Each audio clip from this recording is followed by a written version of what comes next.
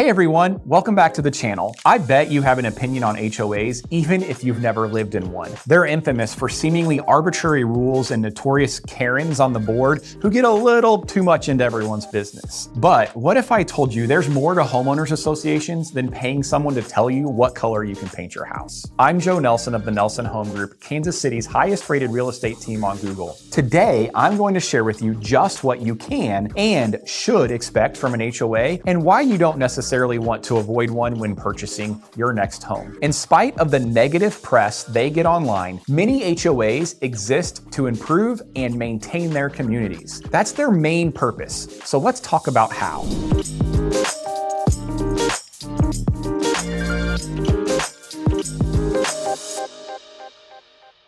Right off the bat, let's bust some myths. The first thing you need to remember is that no two HOAs are exactly alike. The HOA stories you've heard don't even scratch the surface of the number that are actually out there. A homeowners association is a private organization that manages the community. They aren't funded by taxes, so don't expect them to have a government pocketbook to reach into. Members of an HOA also have a voice. You can volunteer to sit on the board of your HOA to make sure your concerns are heard. This will also help you become more familiar with the regulations of the HOA and get to know the why behind the rules. And HOAs aren't always faceless businesses pulling strings. A group of neighbors can band together and choose to establish and run a homeowners association and take on the responsibility of coordinating and maintaining their community. Each association is going to have different levels of amenities provided to residents and rules members are expected to follow. Some HOAs are extremely lax, but they may not provide a ton of extras to the neighborhood.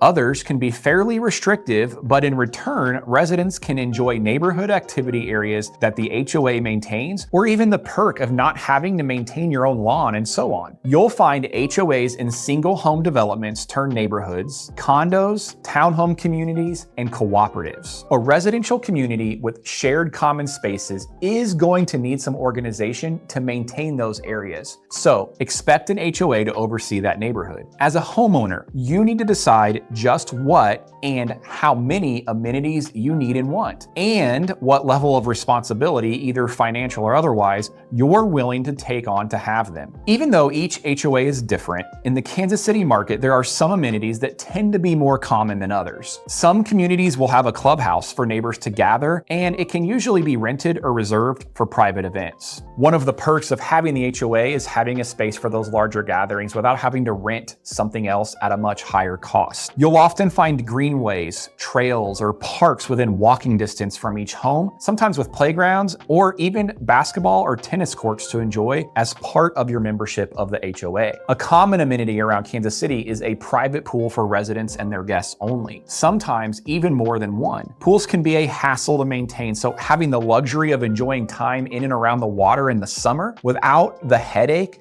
of cleaning and maintaining the water or the cost of buying chemicals and filling up the pool is a huge plus. A lot of HOAs in Kansas City will keep stocked ponds so residents can fish, and you could even have access to an indoor fitness center or theater. Now, those last two are more commonly seen in condo HOAs. Finally, probably one of the biggest draws for an HOA is that some will provide maintenance to keep your lawn mowed, to keep common greenways looking pristine, maybe remove snow from walkways and driveways in the winter, and more. We've seen HOAs that will maintain the exterior of a home when in need of repair, maintain and replace roofs, take care of the cost and coordination of trash pickup, and even cover and maintain a sprinkler system to help keep all the lawns in the neighborhood well manicured and green. Remember, the more amenities are offered, the higher the cost of the HOA as well. Your HOA dues are what covers the cost for those amenities. Maintenance provided HOAs will usually have a monthly fee, while the others an annual fee. When we hear horror stories about HOA micromanagement, we don't often hear about the benefits. So keep in mind that all of these amenities have a cost and need maintenance. Your HOA handles that for you, but they're going to set some rules to help keep things running smoothly. And this is the part that gets most people to bristle when they hear the words homeowners association. No one really gets excited to be told what to do with their own property that they purchased. And yes, there are some outliers where the enforcement of rules can get a little out of hand. You're going to find the same thing in businesses, PTAs, or even kids' sports sports teams, some people, unfortunately, are going to get carried away with a little power. The truth is, though, these rules help protect the enjoyment of the residents and even the market value of your home. So let's talk about some of those rules that sometimes strike a chord with people. Ensuring homes and properties stay as uniform as possible, not to make them carbon copies necessarily, but to keep the neighborhood aesthetic cohesive and boost curb appeal. Just how strict this is will vary greatly, but some of the ways you see this play out is a list of acceptable external paint colors, different floor plans you can choose from if building a new home, or even just how many lawn ornaments you can stick in your yard. Good curb appeal is a big selling point for potential buyers, so a well-kept exterior and cohesive neighborhood aesthetic can go a long way in keeping home values up and in the entire neighborhood. If one house out of all of them has obviously chipped paint or is in major disrepair, or maybe even painted bright orange while the rest are neutral, it can be a deterrent for buyers to choose to live in the community, which may drive home values down, not just for the Cheeto house, but for the houses within eyesight of it. You'll also see rules about rentals, which is especially important for investors. The HOA will decide whether short or long-term rentals are allowed. Oftentimes, short-term rentals, think Airbnb, will be a no-go because the high changeover rate in renters presents a risk. There's less community buy-in, and there's a higher chance that the renter won't follow the other rules of the HOA, like leaving trash around the driveway, blocking areas of the road, maybe even as far as causing damage to the property that's easily seen. Now, I'm not saying all short-term renters are like this, not at all. The majority are going to treat their stay with the same respect as a long-term renter, but with the high traffic, you're statistically more likely to get someone in there who just doesn't. Another pretty common rule is what kind of fencing is allowed on your property, if at all, and where it can be placed. This ties into the first rule we discussed about the overall cohesion of the neighborhood. A chain link fence would look out of place among wooden privacy fences. A wooden privacy fence might stand out amongst lots without any fencing. HOAs also have to take into account lot boundaries and how neighbors would also be affected by fence placement. Part of the responsibility of HOA takes on resolving disputes and rules like this to help prevent arguments from taking place between neighbors. If a neighbor doesn't like a fence that borders his or her property, the HOA can clearly point to their bylaws and restrictions to settle whether it's allowable. HOAs in KC also have set rules regarding whether large trucks, trailers, or boats can be left visible in the driveway or parked in the street. This goes beyond neighborhood appeal, although that is part of it. Large vehicles can also obstruct traffic or present a safety hazard. Say if your trailer is parked on a sloped driveway and happens to roll down. This kind of rule can prevent accidents and again, head off any potential disputes between neighbors because of it. Finally, you're gonna find rules regarding pools, trampolines, sheds, and maybe even pets. Are you allowed to have them, and if so, what kind? Some HOAs won't allow them at all, knowing that it's a lot of work to maintain and hard to enforce a member to do so. Some will only allow in-ground pools depending on what fits best with the neighborhood. Often they'll provide a common pool or two for all the residents to use and maybe not allow installation of pools on private lots. Trampolines can be a safety hazard, and sheds, if allowed, usually have to fit into the aesthetic of the neighborhood. All of the rules boil down to maintaining the market value of homes across the whole neighborhood and making it easier to manage the amenities that you receive. So while no one likes paying to be told what they can and cannot do with their own home, that's not what's happening here, or at least not the goal of it. You're paying for the HOA's amenities and assistance in keeping your home's value high, and in return, you're doing your part to make managing that easier on your slice of the larger community. All right, that's it for today. Let me know in the comments what amenities you'd want from your HOA, and if you're curious about moving into a neighborhood with an HOA here and around Kansas City,